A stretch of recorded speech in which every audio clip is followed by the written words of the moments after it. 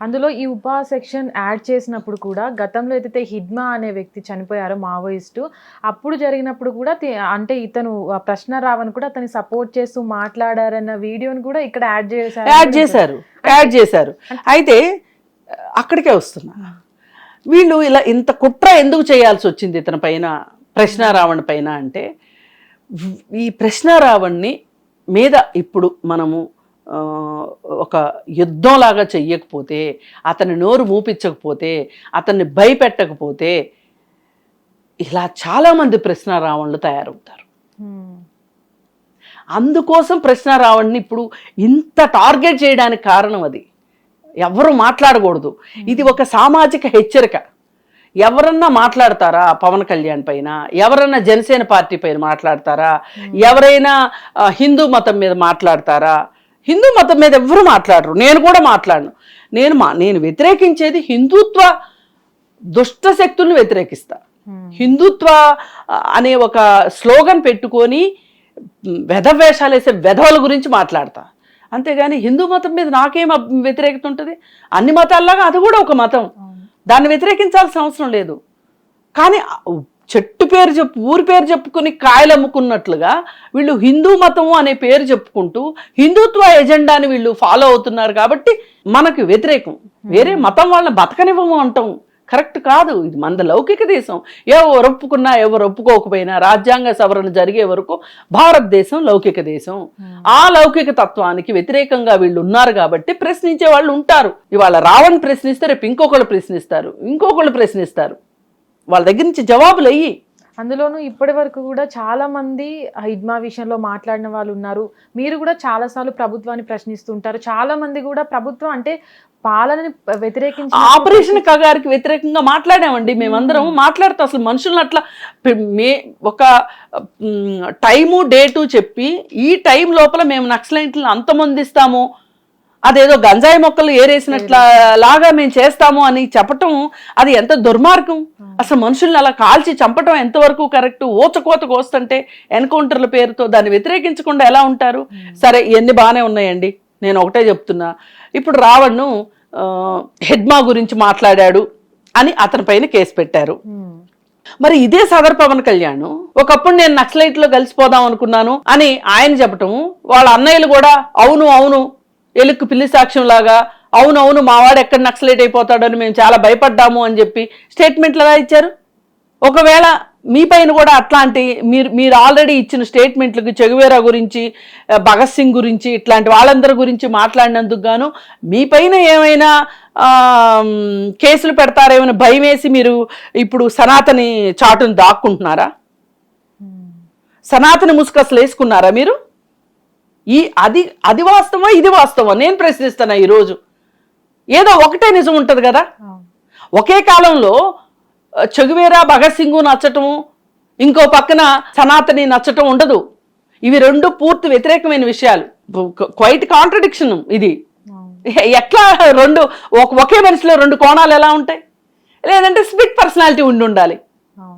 మరి పవన్ కళ్యాణ్కి ఆ స్ప్లిట్ పర్సనాలిటీ ఉందా? సరే, ఏది ఏమైనప్పటికీ ఈ రోజుకి అతను ఏ రోజు కూడా నేను నా పందాన్ని మార్చుకున్నాను అని ఓపెన్గా ఏ రోజు చెప్పాల. పార్టీలు మారే వాళ్ళు చాలా మంది మేము పార్టీ మారుతున్నామని చెప్తారు. ఈ రోజు నుంచి నేను ఆ భావజాలానికి దూరంగా ఉంటాను, నాకు ఆ భావజాలం నచ్చట్లేదు, నాకేవో కొన్ని వ్యతిరేకతలు ఉన్నాయి, లేదు నాకు కనువిప్పు కలిగింది, నేను వేరే భావజాలంలోకి వెళ్తున్నానని చెప్తారు ఎవరైనా. అందుకని ఏంటంటే అసలు ప్రశ్నారావణ్ నిజంగా దేశద్రోహ, నిజంగా బూతులు మాట్లాడా, నిజంగా అన్పార్లమెంటరీ లాంగ్వేజ్ వాడా అనేది మనం చూసుకుంటే, అతను అన్పార్లమెంటరీ లాంగ్వేజ్ వాడాడు అనుకుంటే అలాంటి లాంగ్వేజ్ అంతా పవన్ కళ్యాణ్ ఆల్రెడీ వాడి ఉన్నారు, ఈ రోజుకి వాడుతున్నారు. మొన్న కూడా నేనేదో చట్టం తీసుకొస్తాను అని చెప్పే రోజును కూడా చెప్పు చూపించి మాట్లాడారు. ఒక డిప్యూటీ సీఎం అట్లా చెప్పు చూపించొచ్చా? అది మాట్లాడే విధానమా? అది మాట్లాడే పద్ధత? మరి మిమ్మల్ని మీ మీద ఏ సెక్షన్ పెట్టాలి అట్లాంటప్పుడు? కాబట్టి మీరు మాట్లాడిన బూతులే రావణ్ మాట్లాడాడు అంటే రావణ్ పైన కేసు పెట్టడానికి లేదు.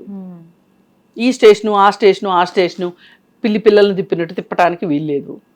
పోనీ మీరు హిడ్మా గురించి చెప్పారు, ఇతను నక్సలైట్లు అంటే ఇష్టం, నక్సలైట్లకి ఇతనికి ఏవో సంబంధాలు ఉన్నాయి, ఇతను ఈ దేశానికి ద్రోహం చేస్తున్నాడు, దేశద్రోహి అని చెప్పి మీరు ఉపా చట్టం పెట్టారనుకోండి, మరి అలాంటప్పుడు మీ పైన కూడా ఉపా చట్టం పెట్టాలి కదా.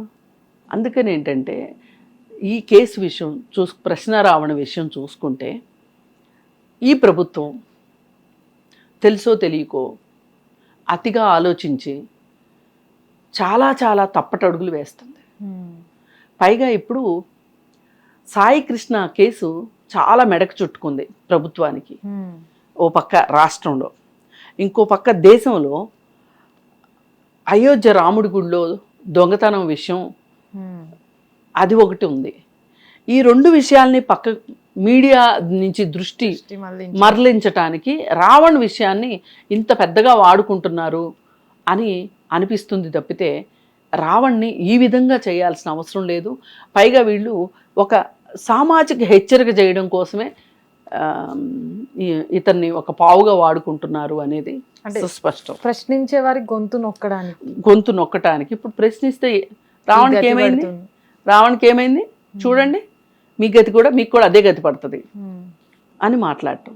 పైగా ఇంకొకటి కొసమెరుపు ఏంటంటే ఇవాళ రావణ్ని తీసుకెళ్తున్న వెహికల్ దగ్గరికి గూండాల్లాగా వచ్చి వానర్ సైన్యంలాగా జన సైనికులు వచ్చేసి అతన్ని కొట్టడానికి వచ్చి పోలీసులు అతన్ని చాకచక్యంగా వ్యాన్లోకి ఎక్కించేలోపే 1-2 దెబ్బలు పడినట్టున్నాయి. సరే వ్యాన్లోకి ఎక్కించిన తర్వాత వ్యాన్ వెళ్ళిపోతుంటే వ్యాన్ వెనుక వాళ్ళు మాట్లాడిన బూతులు, లకారాలు, పైగా వాళ్ళ అమ్మని తిట్టటం, రావణ్ వాళ్ళ అమ్మని. మన బూతులన్నీ తెలిసిందే కదా, ఆడవాళ్ళని ఉద్దేశించే ఉంటాయి కదా. మొన్న ఏం చెప్పాడు, నేను ఒక చట్టం తీసుకొస్తున్నా, అమర్యాదకరంగా ఎవరైనా మాట్లాడినా, అన్పార్లమెంటరీ లాంగ్వేజ్ వాడినా వాళ్ళని ఆ చట్టం ద్వారా శిక్షిస్తాను అని చెప్పాడు. మేబీ కార్యకర్తలకి అది వర్తించదేమో. అదే కదా, ముందు మీ కార్యకర్తలను శుద్ధి కార్యక్రమం మొదలెట్టండి అని చెప్పి అన్నాం. నేను ఒక వీడియోలో చెప్పాను ఈ మాట. మరి ఇప్పుడు అన్నట్లుగానే వాళ్ళు రెంకెలు వేసుకుంటా నాకు అచ్చంగా వానర్ సైన్యంలానే కనిపించారు ఆ జన సైనికులు. వాళ్ళు ఆ విధంగా వెళుతున్న బండి వెనక పరిగెట్టుకుంటా, అసలు వాళ్ళని ఈ విధంగా పందెం కోళ్ళలాగా తయారు చేయటం వెనక పవన్ కళ్యాణ్ ఉద్దేశం ఏంటి అనిపిస్తుంది. రేపొద్దున ఒకవేళ వీళ్ళ గవర్నమెంట్ రాకపోతే ఇలా చేసిన వాళ్ళందరి పరిస్థితి ఏంటి అసలు? అసలు ఆ వయసు వాళ్ళకి ఓ పని పాట లేదా? అసలు వాళ్ళకి జీవనోపాధి ఎక్కడి నుంచి వస్తుంది? పైగా అసలు వీళ్ళందరూ ఇలా వస్తున్నారు అని తెలిసినప్పుడు అసలు అతన్ని స్టేషన్లో చుట్టూ తిప్పాల్సిన అవసరం ఏంటి? ఎవరికైనా ప్రాణహాని ఉందంటే ఎక్కడో దగ్గర అతన్ని భద్రంగా ఉంచాలి కదా. కానీ ఇక్కడ చూసుకున్నట్లయితే కావాలని తీసుకెళ్తున్నారు బయటికి అతన్ని. ఇది ప్రభుత్వం చంద్రబాబు నాయుడు గారి విధానం అయితే ఇది కాదు, నేను గట్టిగా చెప్పగలను ఆ విషయం. అంత టార్గెటెడ్గా ఆయన చేయడు వ్యవహారాలు. ఇదంతా కేవలం కూటమి ప్రభుత్వంగా చేస్తుంది తప్పితే దీన్ని మనం కూటమిలో కూడా విడిగా చూడాల్సిన పరిస్థితి వచ్చింది. జనసేనని, Janasena front face Janasena, back face BJP, ఆ ఇద్దరు కలిసి చేస్తున్న విన్యాసం తప్పితే ఏమీ లేదు. హిట్ టీవీ యాప్, ఇందులో short news, live news, entertainment shows, movies, digital magazines తో పాటు మీ జిల్లా వార్తలను కూడా ఫ్రీగా చూడొచ్చు.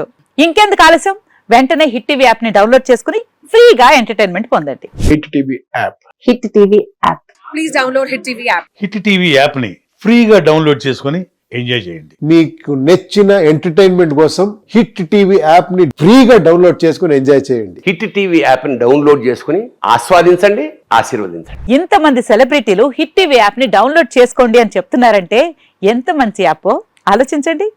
అమెరికా అమెరికా అమెరికా అమెరికాలో చదవాలనుకునే వాళ్ళకి విశ్వసనీయమైన పేరు మన శౌర్య కన్సల్టెన్సీ. UK లో 1 year masters, UK లో 1 year masters, 2 years work permit up to 5 years visa. Contact Saurya Consultancy. Contact 89851 89851.